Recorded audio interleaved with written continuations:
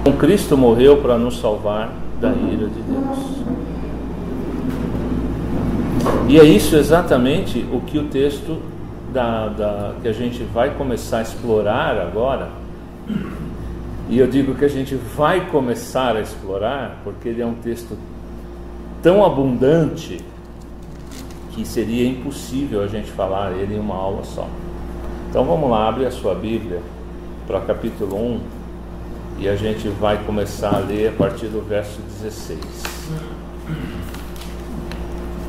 até o verso 32. Alguém que desejar fazer essa leitura para nós, por favor, pode fazer. 1, do 16 ao 32. Pois não me envergonho do Evangelho, porque é o poder de Deus para a salvação de todo aquele que crê, primeiro do judeu e também do grego, visto que a justiça de Deus se revela no Evangelho, de fé em fé, como está escrito: o justo viverá por fé. A ira de Deus se revela do céu contra toda impiedade e perversão dos homens que detêm a verdade pela injustiça. Porquanto o que de Deus se pode conhecer é manifesto entre eles, porque Deus lhes manifestou.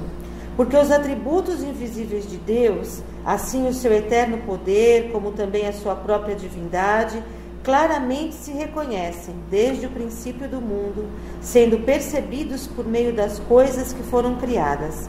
Tais homens são, por isso, indesculpáveis, porquanto, tendo conhecimento de Deus, não o glorificaram como Deus, nem lhe deram graças. Antes se tornaram nulos em seus próprios raciocínios, obscurecendo-se-lhes o coração insensato.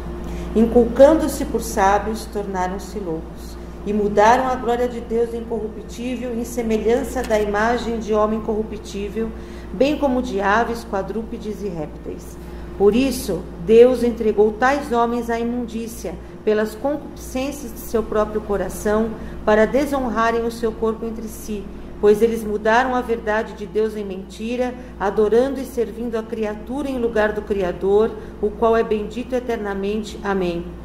Por causa disso, os entregou Deus a paixões infames, porque até as mulheres mudaram o modo natural de suas relações íntimas por outro, contrário à natureza.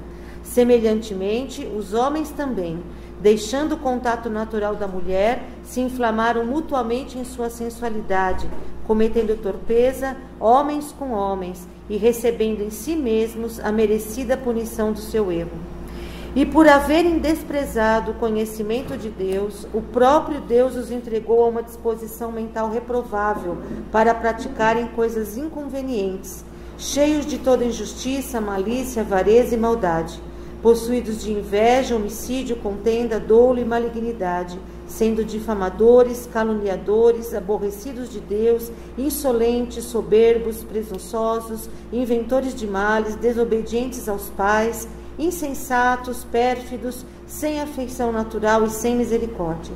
Ora, conhecendo eles a sentença de Deus, de que são passíveis de morte os que tais coisas praticam, não somente as fazem, mas também aprovam os que assim procedem. Olha que fantástico. Que dureza. Oi? Que dureza. Que dureza. Quando a gente olha para o capítulo 1, é muito importante que a gente entenda que o versículo 1 ao versículo 15 é a introdução que Paulo faz à carta. Tá? Então, foi a nossa aula introdutória de Romanos, capítulo 1 ao versículo 15. O versículo 16 e o 17 é o tema do livro, né? Então, o tema do livro de Romanos é: o justo viverá pela fé. E é muito... Pois não. 16 e 17. Ok? Portanto, não me envergonho do Evangelho, que é o poder de Deus para a salvação. Muito bem. Aí ele vai colocar que o justo viverá da fé. É muito importante para que você entenda Romanos, que você entenda quem é o justo. A chave de Romanos está no justo. Quem é o justo? Quem é o justo? O justificado por Jesus. O justificado por Jesus. Ok. Então, essa é a questão. Agora, a partir do versículo 18, ele começa a fazer uma exegese do tema. E ele vai até o capítulo 8, versículo 39. Só para te explicar e para nos explicar quem é o justo. Ok? Aí ele começa a mostrar, então, 3 aspectos em cima disso. O primeiro aspecto que ele vai ressaltar, que é do capítulo 1 ao capítulo 4, mostra a necessidade que o homem tem de justificação. Depois do capítulo 5 até a metade do capítulo 8, mais ou menos, ele vai falar sobre este que foi justificado é também santificado e deve viver em santificação. Lembrando sempre o que a gente fala, né? Que a santificação é uma via de mão dupla. Ela é feita por Deus e respondida pelo homem. Ok? No final do capítulo 8, naquele trecho que a gente mais gosta do livro de Romanos, é o momento que ele vai falar sobre glorificação. Então, os 3 assuntos, justificação, santificação e glorificação, vão aparecer aí. E em meio a tudo isso, ele vai estar trabalhando em cima do tema, né? O tema que ele propõe, que o justo vai viver pela fé. E ele diz, olha, para aí você entender isso, você tem que entender que existe um evangelho.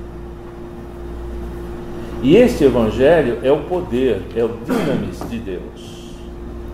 Um poder tal que tem a capacidade de levar um homem que estava absolutamente condenado a poder ser salvo. E este que responder ao que Deus propõe a ele vai ser coberto, então, agora, por uma justiça que Deus estabeleceu em Cristo na cruz. A justiça de Deus se fez em Cristo e ela nos cobre. A justiça de Deus não se faz em nós, a justiça de Deus se faz em Cristo. E aquele que crê no Senhor Jesus é coberto por essa justiça e passa a ser justificado, declarado justo. E aí, em face a isso, a ter sido coberto pela justiça de Deus, este homem que recebeu essa dádiva preciosíssima vai responder vivendo pela fé. Só consegue viver pela fé aquele que é coberto pela justiça de Deus.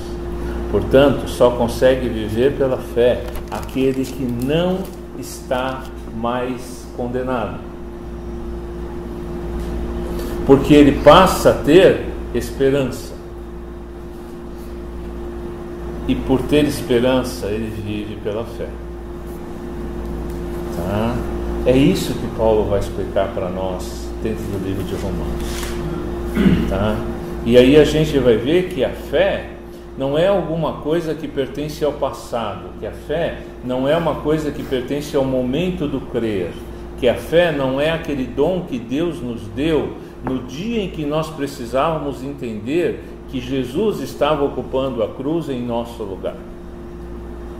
Não só é esse momento, mas ele vai mostrar para nós que a fé é alguma coisa que pertence ao presente, que pertence à vida e que vai nos acompanhar até a parousia, até a volta de Jesus. E aí, ele, no capítulo 5, ele explica quando chega essa esperança, né? E aí, no versículo 5 também ele fala assim, que a esperança não traz confusão, porquanto o amor de Deus está derramado em nossos corações pelo Espírito Santo que nos foi dado. Fantástico isso, né? Quer dizer, o mesmo dinamis de Deus derrama essa bendita e maravilhosa esperança. Abre os nossos olhos para que a gente veja além, né? E a gente viva pela fé. É tudo isso é uma coisa tão fantástica de Deus, né? Que a teologia tenta explicar e tenta trazer para nós. E Paulo vai nessa exegese que ele vai fazer do justo viverá pela fé, que não é uma frase dele, muito importante isso, hein? Essa menção é de Abacuque, tá? Está em Abacuque 2, quando Abacuque estava no caos lá, estava sendo vivendo num período de extrema corrupção, onde o justo era devastado pelo ímpio, e ele não via perspectiva de se libertar da opressão do ímpio. No meio de tudo isso, ele vai e fala com Deus, e Deus fala: calma, eu estou levantando um povo que vai vir aqui e vai acabar com a graça deles. Aí ele fala: quem é assim? Ah, são os caldeus. Mas Senhor, os caldeus são pior que eles. Como então agora o justo vai viver? Aí Deus vira e fala: o justo viverá pela fé. Olha que fantástico. Quanto tempo demorou para a citação de Deus poder ser plenamente compreendida? Percebem? Quanto tempo demorou? Até que Jesus tivesse chegado, não havia um entendimento pleno do que era esta justificação.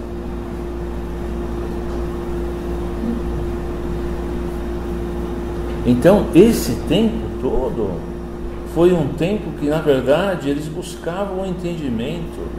O que Deus disse para Abacuque?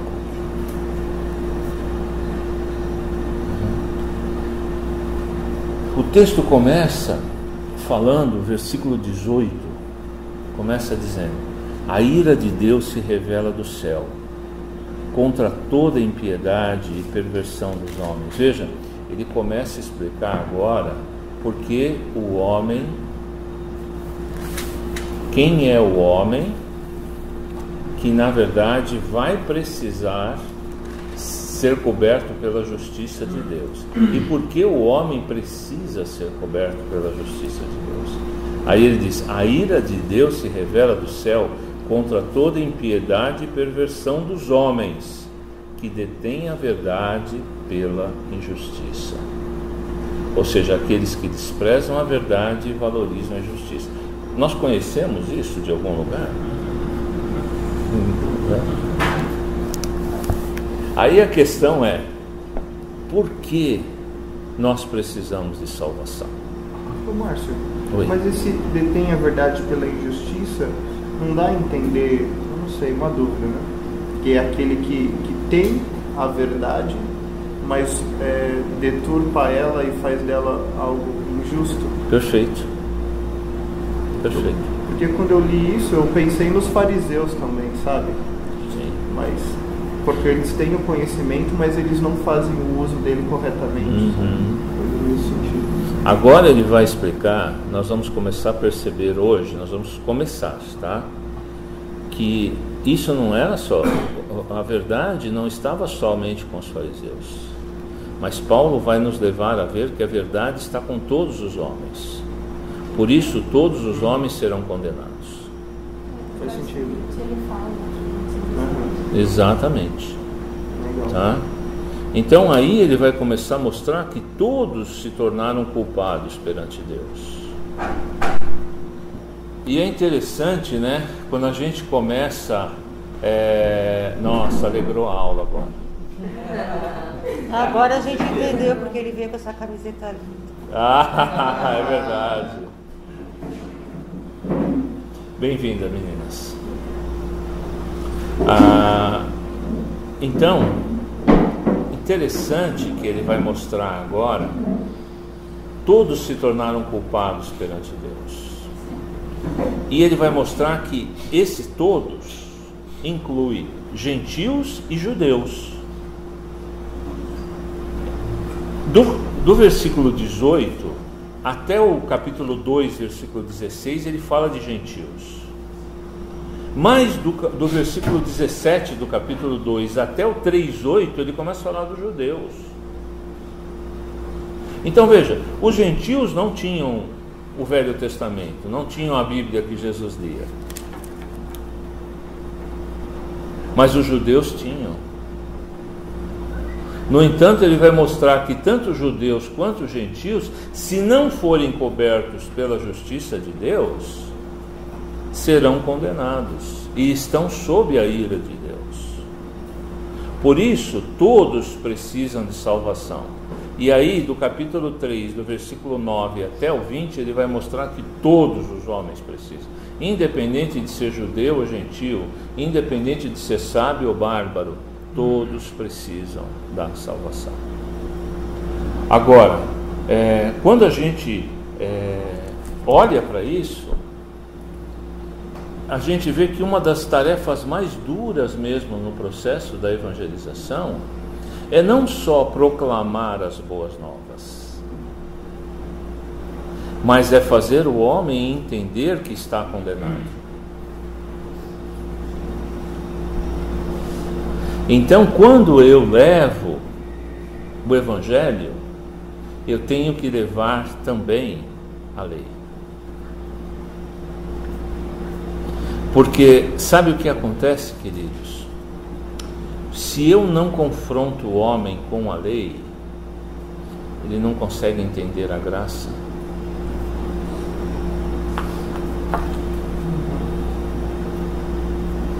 Porque a lei me mostra que eu estou condenado.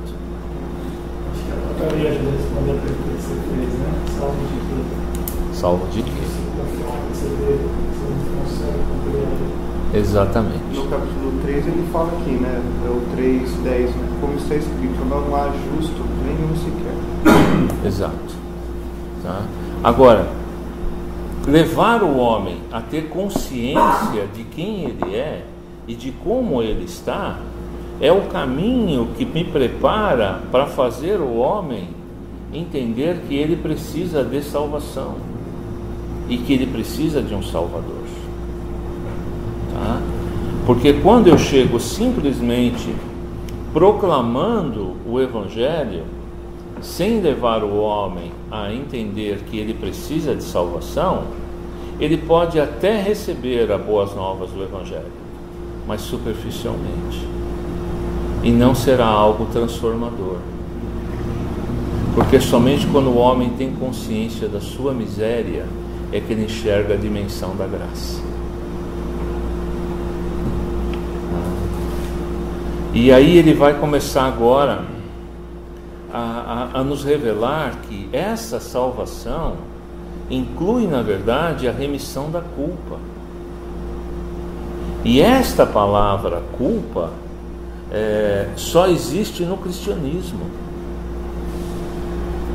Tá? Essa consciência de culpado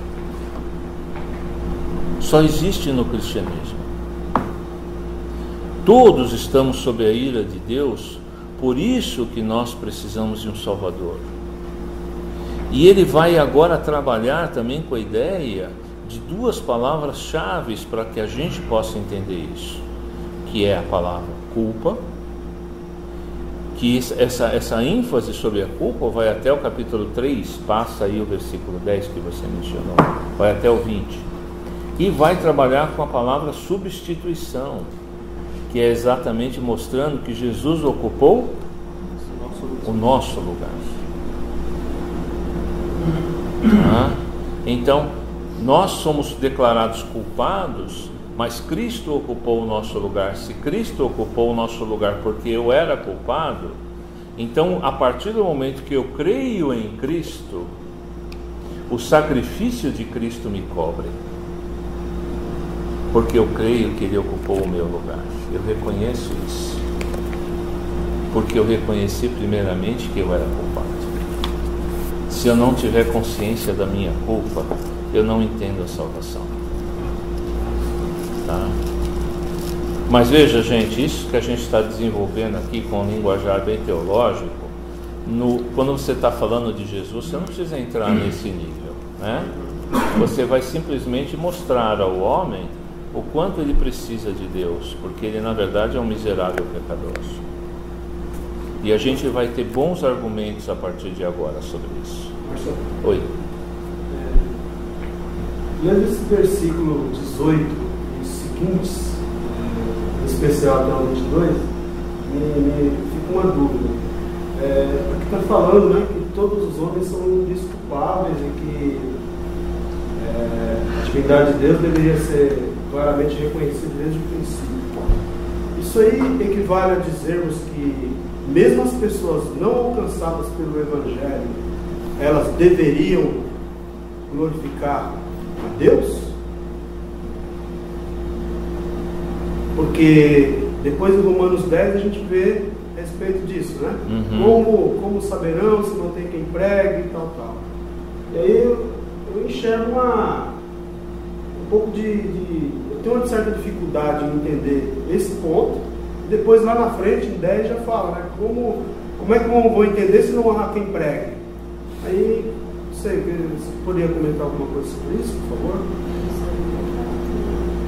Alguém quer falar? Acho que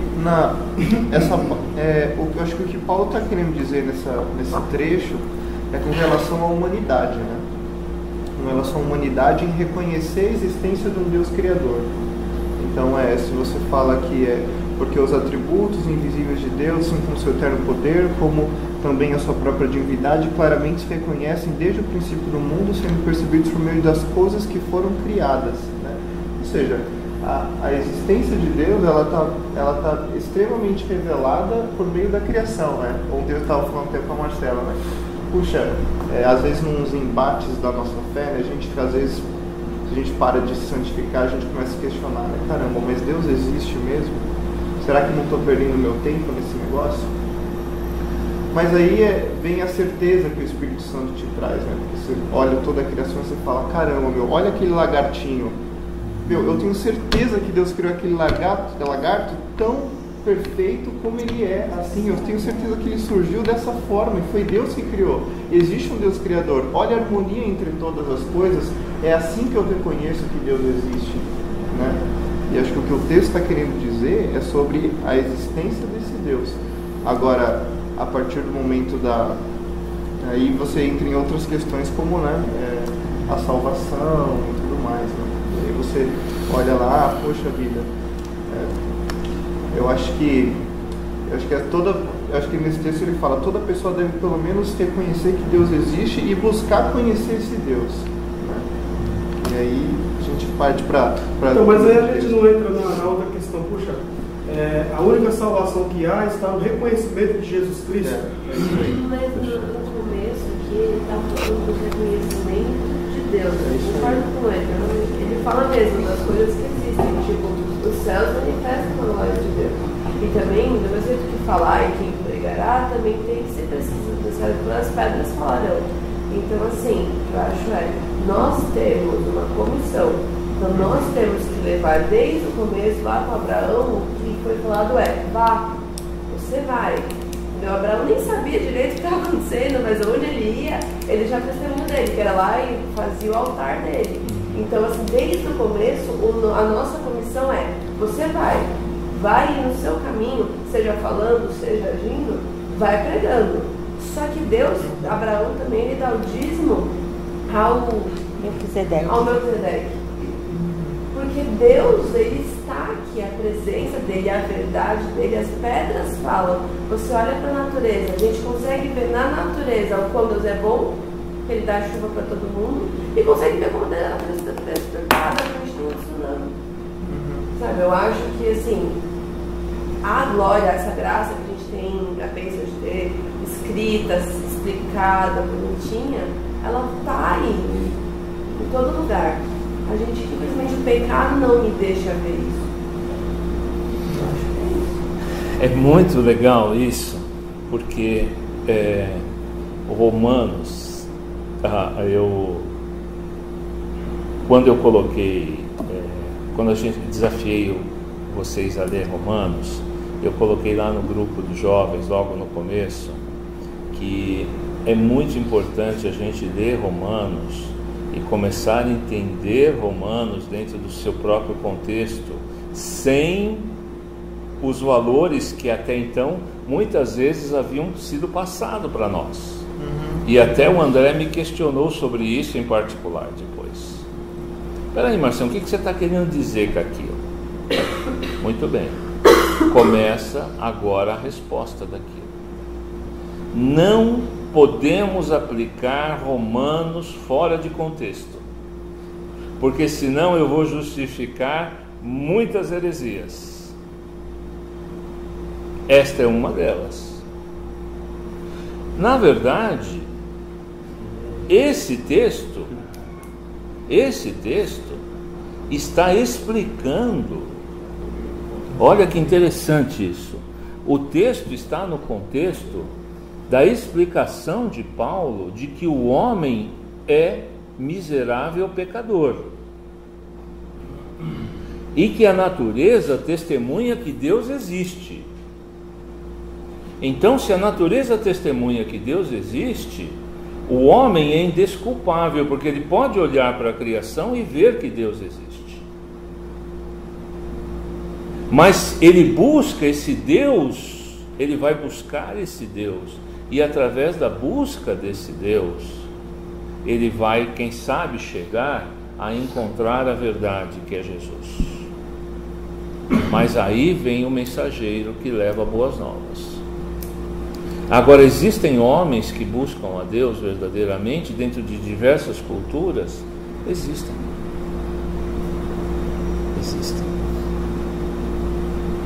Tá?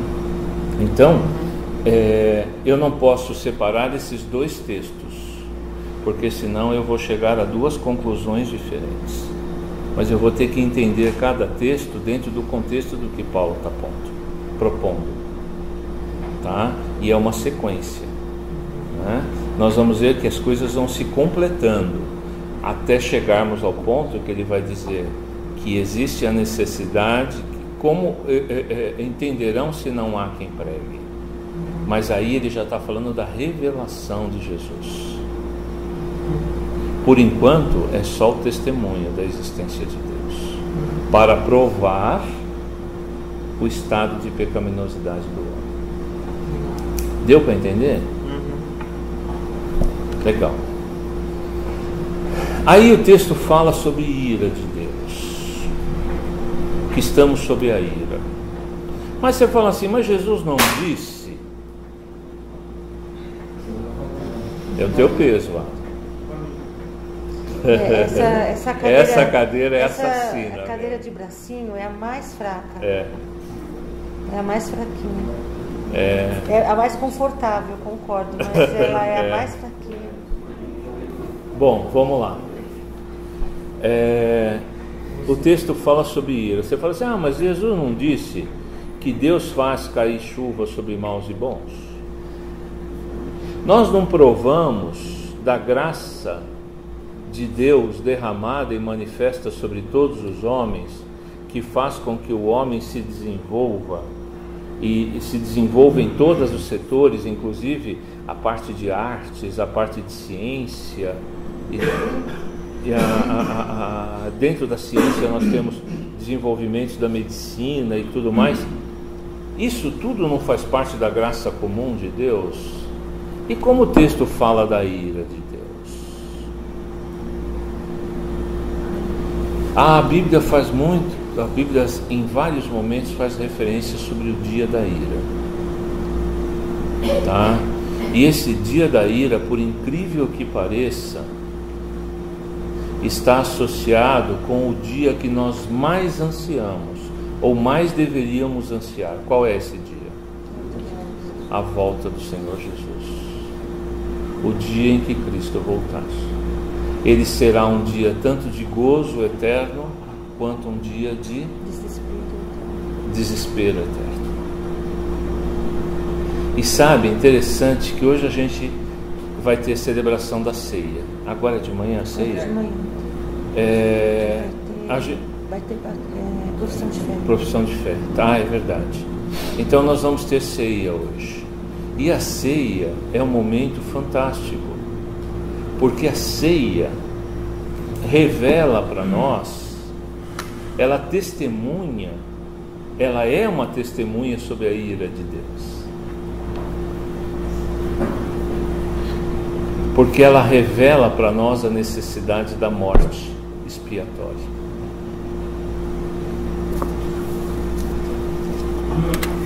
Tá? Quando a gente fala, tomai, este é o meu corpo partido por vós, este é o meu sangue derramado por vós, ela está mostrando exatamente a necessidade da morte expiatória e da morte substitutiva por vós. Tá? Ela mostra que esse por vós tanto revela culpa, que somos culpados, quanto substituição, por ter ele ocupado o nosso lugar. E aí, ao mesmo tempo em que isso vem à tona, porque revela o que Cristo fez, nos coloca a realidade de que agora vivemos o corpo de Cristo, e que esse corpo só pode ser contemplado e entendido na sua plenitude pela fé. E desperta em nós a esperança, porque celebramos isso até que eu venha, até que ele volte. Ou seja, aponta para o final, para o dia da volta, para a parousia. Então, a ceia, quando nós a celebramos, ela revela a ira de Deus e o que foi necessário para que essa ira fosse aplacada. E aí tudo isso, gente, para que a gente consiga entender que somos culpados. Se nós não entendermos e não tivermos consciência do relato da queda de Gênesis 3, nós nunca vamos entender a escolha do homem. Porque a gente vai perguntar o seguinte: se Deus me fez do jeito que eu sou, como ele pode me considerar culpado? Eu sou assim, eu não escolhi nascer assim. Por que Deus vai me declarar culpado se na verdade eu não escolhi nascer assim? Então eu tenho que escolher para Gênesis 3 e entender que Gênesis 3, a narrativa do momento em que o homem, veja, a palavra queda não é uma palavra bíblica. A palavra queda é uma palavra teológica que foi colocado no cabeçalho de Gênesis 3 por teólogos. Tá? Na verdade, aquele é o momento em que o homem se rebela contra o que Deus, contra a vontade de Deus. Porque Deus colocou o homem, criou o homem, colocou o homem em um jardim. E é interessante a gente entender isso, que Deus criou o homem e depois o colocou no jardim. E colocou ele no jardim e disse ao homem o seguinte: administre o jardim, cuide do jardim, trabalhe, né? Portanto, Adão tinha que trabalhar e muito. Trabalhe aqui no jardim, mantenha esse jardim. Aí ele disse: só não coma daquela árvore. Induzido pela sedução da serpente, a mulher comeu, querendo algo mais do que aquilo que Deus havia preparado para ele. Na verdade, querendo ser igual a Deus e ter a liberdade de escolher o seu próprio caminho. E no momento em que o homem tomou o fruto da mão da mulher e também comeu, ele disse: eu aceito escolher a minha própria vida. E nesse momento ele disse: não, Deus, o que o Senhor preparou para mim não é suficiente. Aí os teólogos chamaram isso de queda, porque o homem caiu. Caiu porque o que ele tinha e o que ele passa a ter é imensurável. Do que ele tinha ao que ele passa a ter. Não tem como avaliar essa perda. E é essa perda que faz com que hoje eu seja o que eu sou.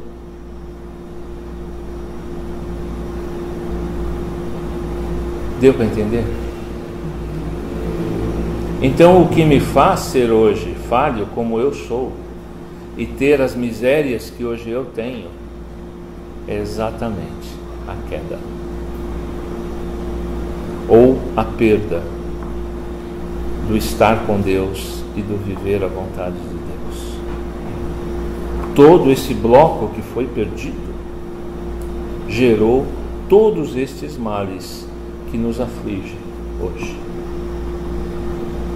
E é para libertar o homem destes males que o homem precisa da justiça de Deus em Cristo Jesus. Tá? E este homem, agora é dito a ele o seguinte: porquanto o que de Deus se pode conhecer é manifesto entre eles, porque Deus lhe manifestou. Veja a ênfase de Paulo. Porquanto o que de Deus se pode conhecer é manifesto, porque Deus manifestou, Deus revelou. Que incrível isso! Como Deus se manifestou aos gentios? Já que nesse primeiro texto a ênfase são os gentios. Lembrando que a igreja de Roma, a capital do império, era composta em sua maioria por gentios. Haviam judeus lá também, mas eram compostas em sua maioria por gentios. Como Deus se revelou? Através da consciência. Tá? E ele vai trazer isso mais claro no capítulo 2, versículo 15, onde ele vai usar um argumento extremamente pertinente ao mundo helênico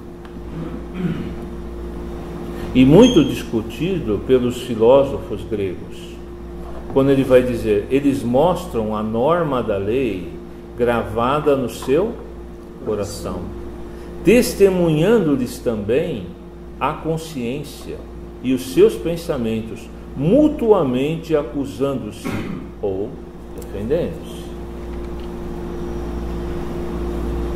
E veja, Paulo começa a tratar agora do indivíduo. E começa... Oi. Essa parte do versículo 15 a gente estuda inclusive na faculdade. Porque a gente chama de direito natural. Porque, assim, não, obviamente, ninguém vai ter o versículo, mas, assim, ele estuda justamente isso, de ver que o homem in natura, ele tem uma noção do que é errado, mesmo quando, sei lá, uma ação depravada que faz, ela sabe que ela está saindo da norma, chama da norma moral, né? Isso é algo que existe. Então, veja, é interessante isso, porque o homem, ele é um ser racional e moral. Ele foi criado racional e moral. Mesmo nas culturas mais primitivas da Terra, você é capaz de definir padrões morais. Tá? E isso é fantástico. Então, aqui, o questionamento é: você tem uma consciência, considere, ainda existe dúvida sobre a sua culpa? Porque a consciência revela a nós o nosso erro. Ah, eu não peco. Para. Como que você não peca? Considere a sua consciência. Quantas vezes a sua consciência te acusou do seu erro? Tá? Por menor que seja o erro, ele nos transforma em culpados. É que as pessoas têm muito a ideia, assim, criam, né, a ideia de tamanho de erro, né? Então elas não pecam porque elas não roubaram um banco, porque elas não mataram ninguém. mas elas não consideram pecado o falar mal do vizinho, o roubar clipes do escritório, entendeu? Isso aí eles não consideram errado, o pecado. Não, eu sou bom cidadão, bom pai, boa mãe, não matei ninguém, não adulterei, né? Mas os maus pensamentos que povoaram a cabeça o dia inteiro, isso não é pecado. Então é porque as pessoas criam noções diferentes do que é pecado e põem uma tabela de tamanho, né? Você sabe que uma vez eu fui em umas viagens que eu fui para o sul, né? Aí a gente foi de carro, eu e um outro cara. Uma viagem de 8 horas, né? Imagina o tanto de coisa que a gente conversou, né? E uma das coisas foi que ele falou assim, cara, mas por que você acredita nesse tipo de coisa, velho? Aí eu falei, assim, eu acredito que existe um céu. E o céu é um lugar perfeito, onde não entra quem cometeu um pecado, ou um erro na sua vida. E eu acredito que todas as pessoas, elas nascem já errando, né? Experimenta você dar uma chupeta para um neném. Aí você pega e tira essa chupeta. Imagina o berreiro que ele vai abrir ali, entendeu? Cara, ele já se condenou, já era, entendeu? O nenenzinho já era, cara. Aí ele, caramba, então eu vou pro inferno. Eu falei, vai.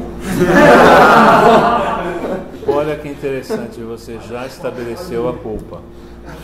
Né? Então ele já percebeu a culpa. Isso é interessante mesmo. Né? E aí, em face a isso, Paulo vem com o versículo 20, e a gente só vai ler ele para encerrar, que diz assim: porque os atributos invisíveis de Deus, assim o seu eterno poder, como também a sua própria divindade, claramente se reconhecem desde o princípio do mundo, sendo percebido por meio das coisas que foram criadas. Tais homens são, por isso, indesculpáveis. E a criação é a maior testemunha da existência de Deus. E eu trouxe um livro aqui. Tem na biblioteca. Tá. Que é dentro da série das Crônicas de Nárnia. Existe um livro que é A Cadeira de Prata. Tá? Esse daqui é da ABU, é a primeira edição da Cadeira de Prata. E é fantástico. Quem já leu? Quem já leu aqui? Tá. Você vai lembrar comigo? Você vai lembrar comigo? A Aninha leu. Ela leu as Crônicas de Nárnia? Parabéns, Fabiano. Incrível, gente. O seguinte, esse livro aqui, eu não sei se Paulo tinha na mente dele esse versículo quando ele escreveu esse troço. Lewis, não Paulo, né? Porque Paulo não leu a Cadeira de Prata. Se Lewis tinha na mente esse texto de Paulo quando ele escreveu a Cadeira de Prata, porque exatamente o que Lewis vai defender aqui na Cadeira de Prata é isso. A feiticeira, ela mantém o príncipe na cadeira e uma comunidade de pessoas vivendo sob a terra, para que eles não vejam a luz e, portanto, entendam que existe o Criador.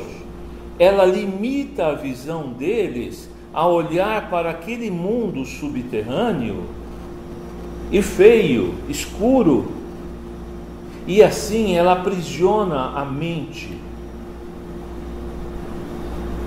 daqueles seres. Exatamente isso. Quando eles são libertos e eles saem, eles começam a ver que existe um mundo lá fora, algo diferente. E é isso que muitas vezes o homem precisa. Ele precisa sair daquela redoma que o impede de ver que a criação grita a existência de um Criador. Ele precisa sair daquela redoma que Satanás o aprisionou, para que ele consiga ler e entender E sabe, eu só queria encerrar com o versículo que a gente conhece tão bem, que é o Salmo 19, de 1 a 4, mas para te fazer pensar no final desses versículos. Diz assim: os céus proclamam a glória de Deus, e o firmamento anuncia a obra das suas mãos. Um dia discursa outro dia, e uma noite revela conhecimento a outra noite. Agora, presta atenção, o lance está aqui. Não há linguagem,